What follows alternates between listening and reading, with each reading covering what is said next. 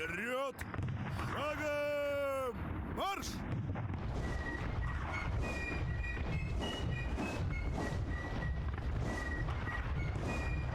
Napoleonic campaign autumn 1808. As the cold weather sets in, the British 1st and 2nd Brigades, led by General Hector MacDonald and William Cuppage, make their way up the main highway towards the distant mountains. Meanwhile, Sir Percival Giffard heads to a village in the woods to settle down for the cold weather. The supply brigade commandeers all the warehouses in the town in the southeast. General Fairfax and his brigade take the lead on the riverside highway, soon followed by Halliday and the 4th. In the north, General de Division François Charles Robert Chonnet de Bollamont makes his way to a farming village before the valley to settle down for the cold weather. General Joseph Becourt and his 3rd Brigade take over the village in the northwest as the 7th Brigade pass them by heading towards a farming community to the west. As the 4th Brigade moves into a farming village in the northeast, the 1st and 2nd Brigades, followed by their supply train, head down the road towards the town at the base of the northern mountains. General William Cuppage and the 2nd Brigade take the town at the base of the southern mountains, as the rest of the British forces move to control the bridges to the east, in anticipation of French advances. General de Brigade Jean-Charles Abatucha takes some time to settle down the citizens in the northern mountain town, as the 2nd Brigade follows the highway towards the bridges, sending out scouts to see the size of any British forces that may block the way. Seeing a chance to catch the British flat-footed and wanting to secure access to the southern towns, the 2nd Brigade commander sends word to General de Brigade Jean-Charles Abatucha and the 1st Brigade that now is the time, and both forces march to confront the British. First battle. Rushing to get across the river and establish control of the bridge, General de Brigade Jean-Charles Abatuxa positions his cannon battery on the hill whilst leading the middle guard and attached cavalry past the woods towards the waterfall. General Fairfax sets up his forces at the base of a hill overlooking the bridge whilst ordering his cavalry to rush to the bridge via the road. French turn 1. The French infantry fast march towards the river banks as the hussars make their way to the base of the bridge. British turn 1. General Fairfax, caught out by the speed of the French forces, hesitates and sends riders to find out how far away General Halliday and the 4th Brigade are. French turn 2. As the middle guard makes it to the river, the hussars advance onto the bridge. Meanwhile, General de Brigade Jacques-François Bosch leads his forces onto the battlefield, taking advantage of the road to catch up to the middle guard.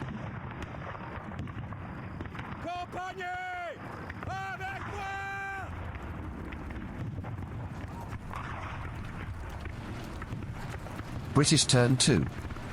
The Royal Artillery commence firing at the middle guard and first blood is drawn. French turn 3. The middle guard commence a river crossing, wading their way through water and cannon fire. General de Brigade Jacques-François Bosch takes a beat to adjust his forces before advancing upon the British.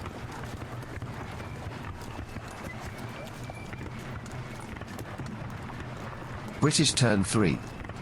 The Royal Artillery continue to crash cannonballs through the middle guard attack columns. General Halliday and the 4th Brigade arrive marching their way up the road.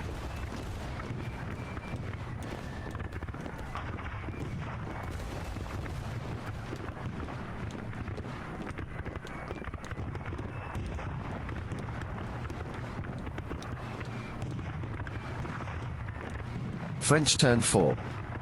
Bolstered by cries of Vive l'Empereur, the middle guard surged across the river, with one battalion taking over a small hamlet. The French 2nd Brigade moved forward supporting the hussars upon the bridge.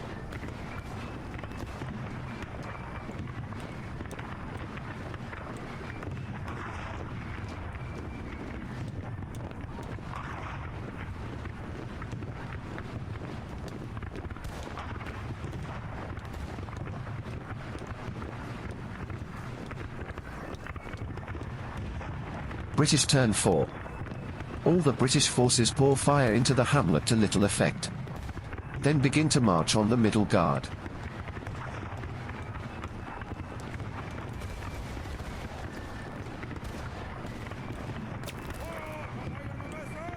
On the road the light dragoons led the way onto the bridge, as the hussars spread out to secure the right flank.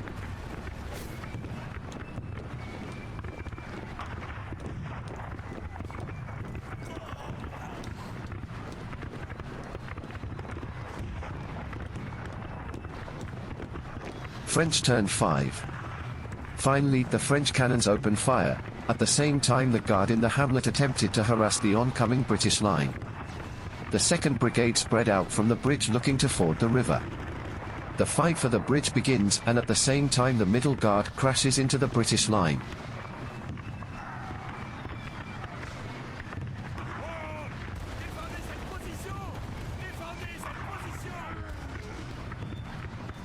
The infantry melee is brutal, with both sides taking horrendous casualties.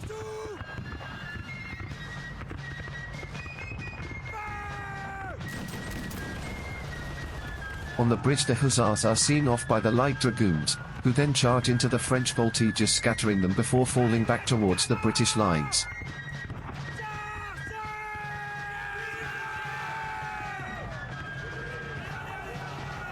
British turn 5.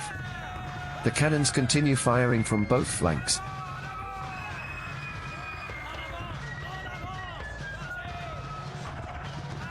As the melee on the left flank continues, British forces rush the bridge, with the hussars now leading the way.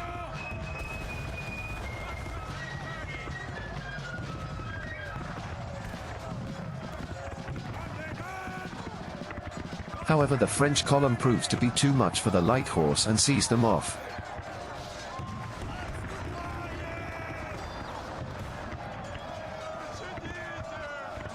On the left flank the British sent the 1st Guard Battalion scampering back from whence they came. French turn 6. The French begin by taking a toll on the understrength Hussars regiment. The guards in the hamlet continue with their ineffective fire.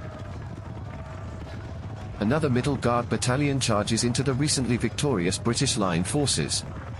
As the 2nd Brigade begin their crossing of the river with hussars leading the way, a cannon battery sets up in support. On the bridge the French attack column charges into a rifle detachment. The guard gave the British a firm walloping, only for the line troops to refuse to buckle. To no one's surprise, the rifle detachment decided that discretion is the better part of valor, and left the bridge to the French. British turn 6. As the howitzers fire downrange, the British infantry take it to the middle guard and begin to assault the hamlet.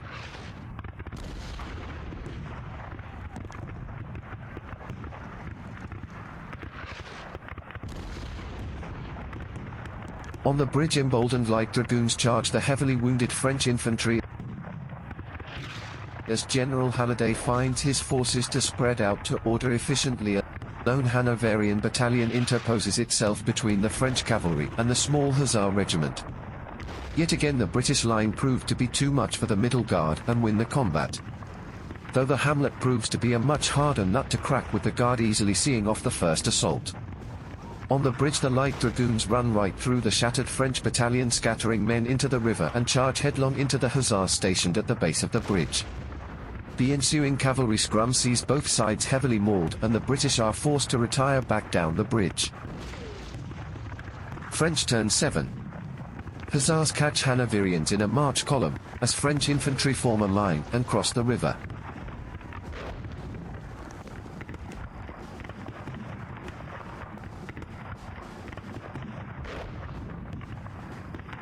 British turn 7. The Royal Artillery continued to put holes in the oncoming French forces, as a fresh British infantry battalion engaged the isolated French hussars. A brave Hanoverian battalion charges into the French, supported by the small hussar regiment. British light dragoons, living up to their reputation of being wildly headstrong, charge back across the bridge into the depleted hussars. The battle for the hamlet is concluded with the seemingly endless numbers of the British taking the day, forcing the guard to escape back across the river. Fortune seems to favour the British as they continue winning engagement after engagement.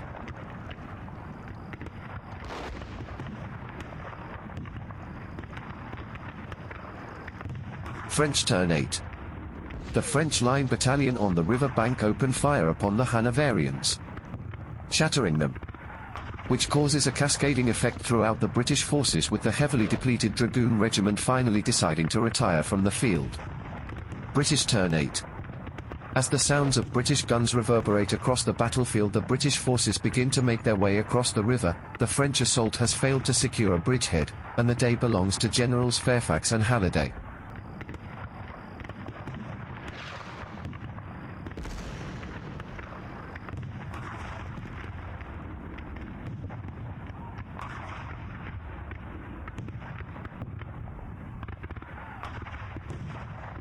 In the battle's aftermath, the French 1st and 2nd Brigade retreated back down the highway. As the British 1st Brigade leaves the western bridge making its way towards the contested eastern bridge, the 4th Brigade falls back to gain time and space to recoup and recover. Hearing reports of French forces to their west, the British General William Cuppage and the 2nd Brigade make their way towards a nearby farming village. The battered French 1st and 2nd continue their retreat towards the town, and the 3rd Brigade under General de Brigade, Nicolas Joseph Becourt, begin a journey towards the 7th, hoping to find more supplies for winter amongst the farms. General de Brigade, Auguste Julien Bigard, and the Napolese infantry rush to reinforce the depleted French brigades. As the French consolidate their forces around the eastern mountainous town, the British 4th and 1st Brigade swap assignments, and the 2nd Brigade continue their advance upon the farming village. Seeing the vanguard of a British force and knowing allies are on their way, General de Brigade, Pierre Jean-Baptiste Lacoste de Fontenille, and the 7th Brigade fall back to the village and wait for the coming of the 3rd Brigade. Will the 3rd arrive in time for the battle, as General William Cuppage and the 2nd Brigade waste no time in taking the fight to the French? As General William Cuppage leads the 2nd Brigade into the outskirts of a farming village, his scouts report the presence of a ton of French heavy cavalry. The French commander, General de Brigade, Pierre Jean-Baptiste Lacoste de Fontenille, knows his brigade is not best suited for defending a built-up area. His plan is to harass and stall the British through threatening their flanks, as he waits for General de Brigade, Nicolas Joseph Becourt, and the 3rd Brigade to arrive and occupy the village.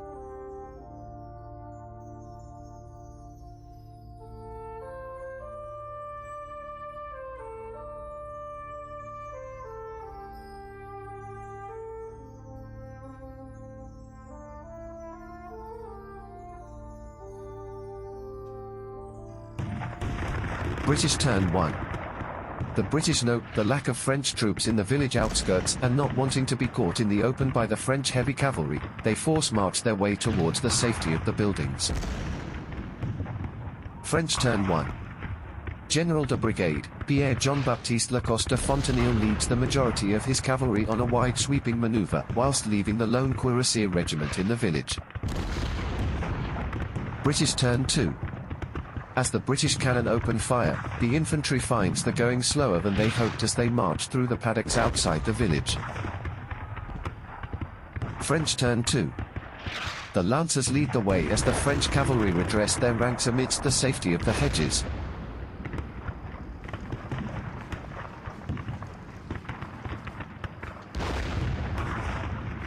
British turn 3.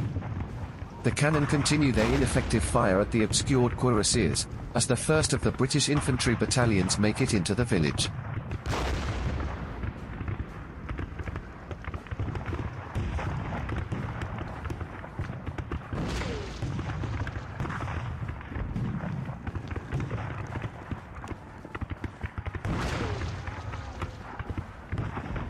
French turn 3.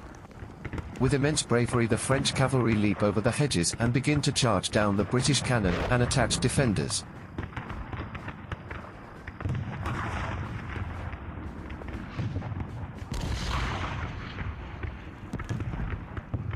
British turn 4. Cannonballs rip through the ranks of the carabiners, as the infantry form a square and the Allied lancers rush back from the village to cut off the French charge.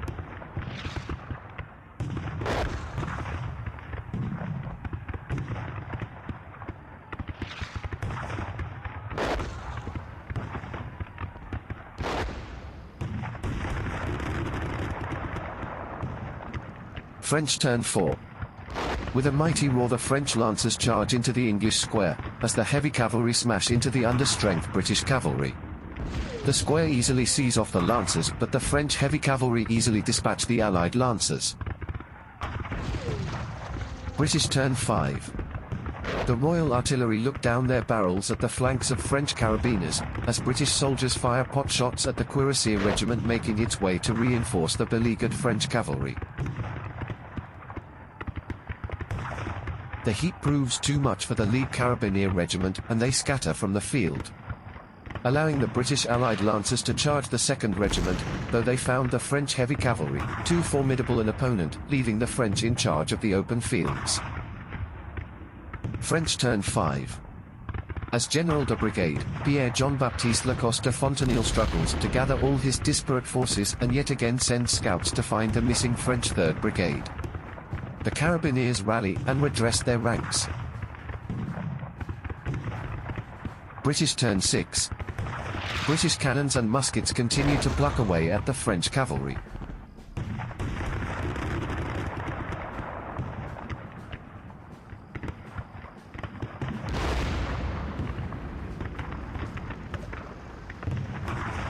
As the forces on the outskirts of the village set up in a defensive position.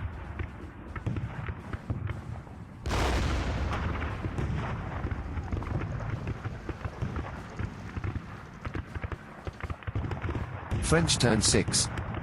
General de Brigade, Pierre Jean-Baptiste Lacoste de Fontenelle's messengers struggle to convey his wishes amidst the smoke and lead of the British, and the lancers are yet again repelled by the British square. British turn 7. As the afternoon wanes, the British forces hold their ground, continuing to pour fire into the French cavalry.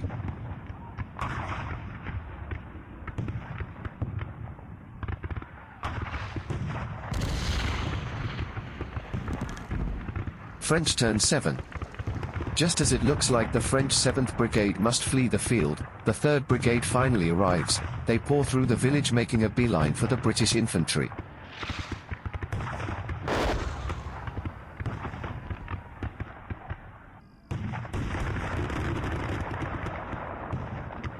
Finally, the French lancers are able to get amongst the British square, and they show no mercy, sending the Les Goddams packing.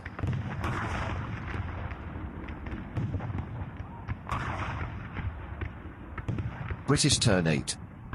Fire and fire again is the command, as everywhere the French are seen, the British forces do their best to shoot them off the field.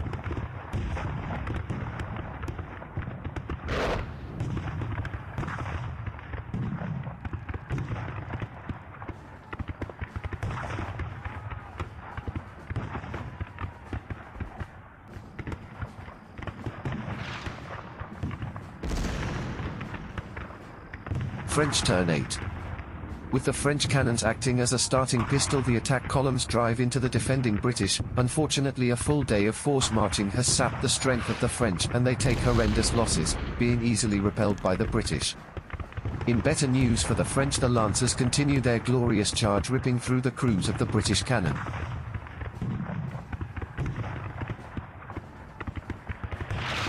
As General William Cuppage witnesses the arrival of the French brigade, he looks to the sky, and his hopes seem as low as the sun. Turning his horse around, he orders his forces to retreat in good order, leaving the village in French control. In the aftermath, General William Cuppage and his 2nd Brigade make their way back towards the road leading to the mountain town. And as his force starts its march back, General Halliday and the 4th Brigade are making their way to reinforce the British position. Hearing of the loss, Field Marshal Sir Percival Giffard starts to make his way from a comfortable billet, looking to get eyes on the damage and take direct control. Meanwhile, in the north, the French had rested and recovered from their initial setback, and with General de Division, François Charles Robert Chonnet de Bollamont leading the way, they start to advance on the river crossing. Also, the victorious 7th and 3rd Brigade commanders decide to attempt a late-season push to catch the recently encountered British brigade. Unfortunately for the French, winter has come with early Galician rains, especially near the mountains, and no matter who wins the contest for the river crossings, the heavy rainfall will lead to a break in the campaigning season. As the early winter rains begin to fall, the sounds of masses of men and horses can be heard marching along a road newly introduced to the concept of mud. General de Brigade, Auguste Julien Bigot, leading a force mostly of light cavalry, hurries his force forward in hopes of catching the English as they are returning to winter quarters. He knows the 1st and 2nd Brigades are attempting to make their way down the highway, but seeing the conditions he knows they may arrive late or not at all. Unfortunately for the French, General Hector MacDonald, his Highlanders and even more importantly his heavy cavalry, are aware of the late-season French advance and have counter-marched to an advantageous spot for battle. General de Brigade, Auguste Julien Bigot, is a bloodthirsty and aggressive commander. On spotting the English cavalry, he decides on a strategy of wearing the heavy cavalry down with alternating waves of light cavalry advances. French turn 1. With cries of advance, the French surged forward.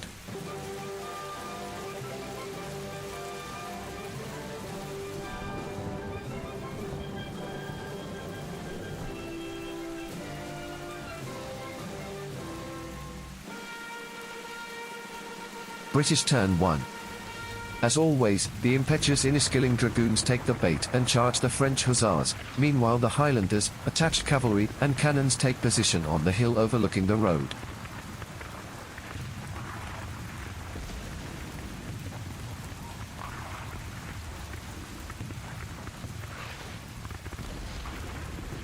In the melee, the dragoons easily sweep aside the French hussars. Continuing down the road they then drive off all the French cavalry.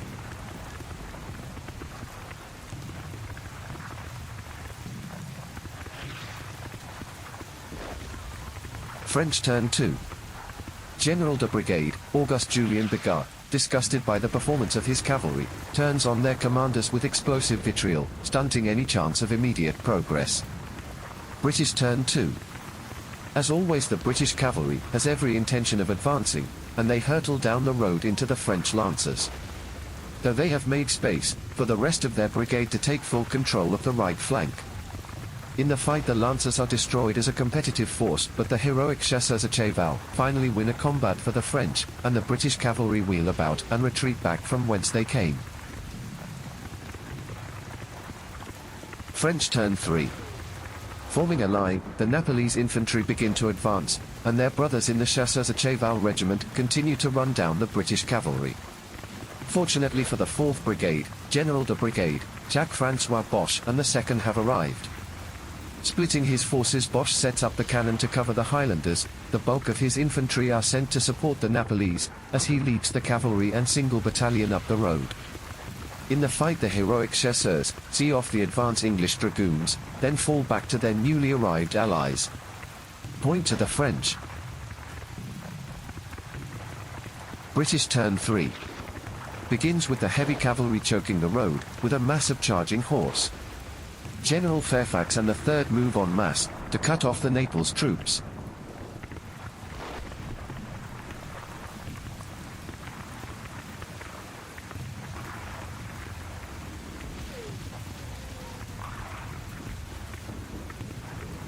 The heavy dragoons drive through the chasseurs and into the fresh regiment behind them. It looks like the French have no answer for the British heavy cavalry.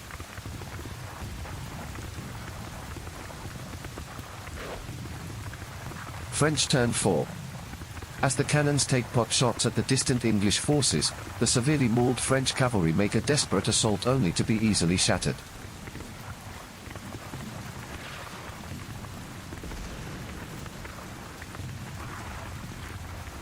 British turn 4. Under cover of their cannon fire, the English forces continue to advance en masse.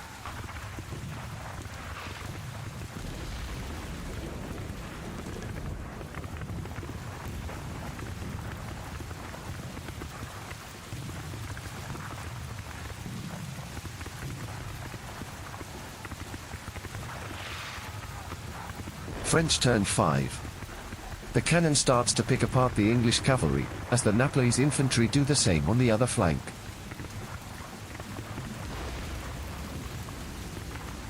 The middle guard have arrived, and as they advance, they are greeted by the sight of the hundreds of French troops advancing on the English.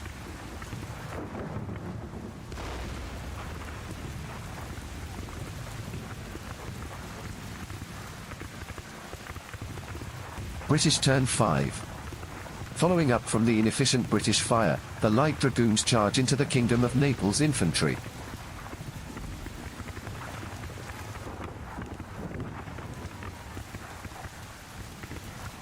On the road, the British cavalry take time to redress their ranks.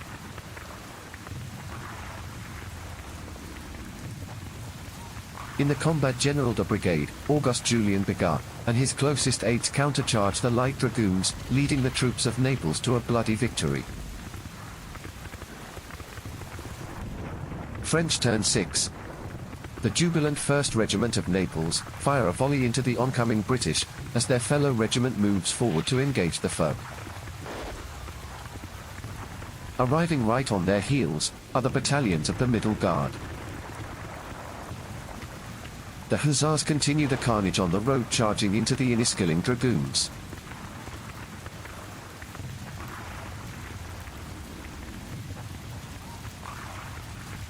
However, the heavy cavalry yet again proves their mettle and easily see off the Hussars before falling back behind the cannons. British turn 6. The Royal Artillery continues to pick away at the voltiges on the road. As the massed British infantry fire volley after volley into the Kingdom of Naples troops.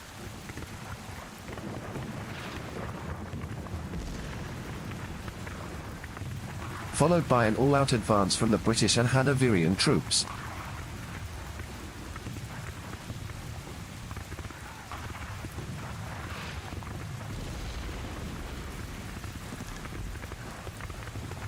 French turn 7. Once again, the Napolese troops take it to the British, with General de Brigade, Auguste Julien Bigot personally leading the way. The ensuing combat proves to be the bloodiest so far, with neither side wishing to give ground.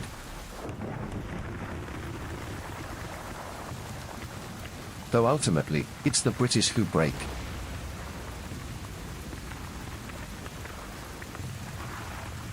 British turn 7. As desperate British skirmishers fire upon the Naples soldiers, the Hanoverians with cavalry support attempt to run through the tired and depleted Naples regiment.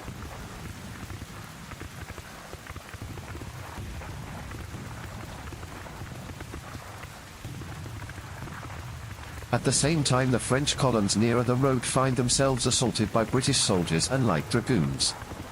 On the road, the heavy dragoons sweep the voltiges away as easily as the British line destroyed the French column.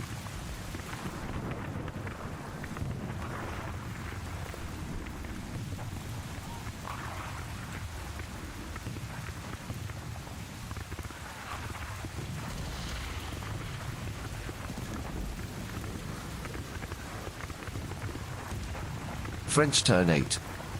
As French cannon and muskets try to sweep the field clear of British troops.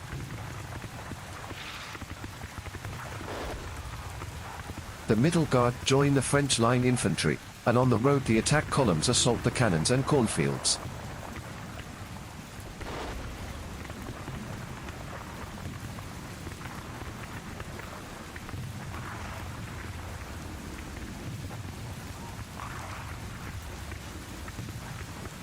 In a frenzy of close combat, the artillery crew flee, and the French take the strategically important cornfield.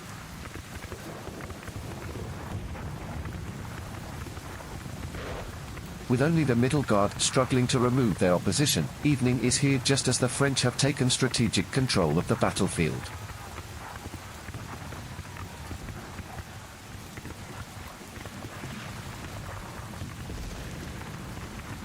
British turn 8. Sensing the battle going against them, the British desperately attempt to shoot their way to dominance. It proves to be ineffective, and the day will be decided by sword and bayonet.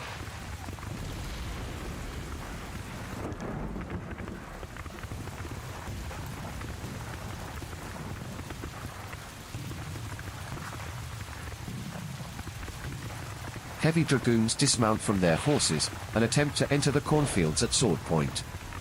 Both sides are exhausted as they hack away at each other. It is the Allied cavalry who prove to have the superior determination, and yet again the British have control of the cornfields. On the far flank, the Kingdom of Naples refuses to back down, setting the tone for all the French forces who also refuse to lose.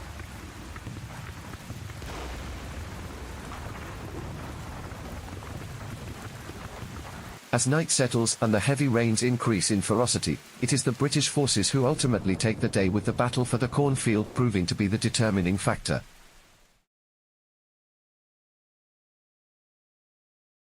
Winter has come and both sides retreat to their winter camps to plot and scheme how to take control of the territory come spring.